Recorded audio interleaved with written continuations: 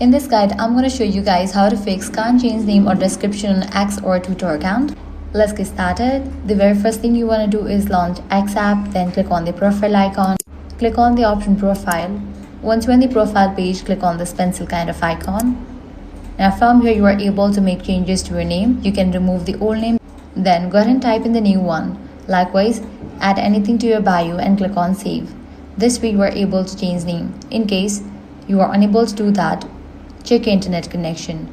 Make sure you have stable internet connection. A weak or unstable connection can prevent profile changes from saving properly. Next, log out and log in back to your account.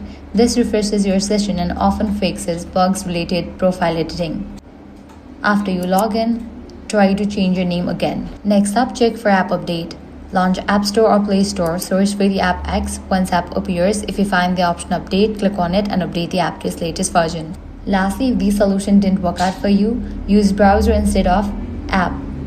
Navigate to x.com, provide your credentials, log in, and from here try to change your name and description. So that's it. If this guide helped you out, do not forget to like, share, and subscribe.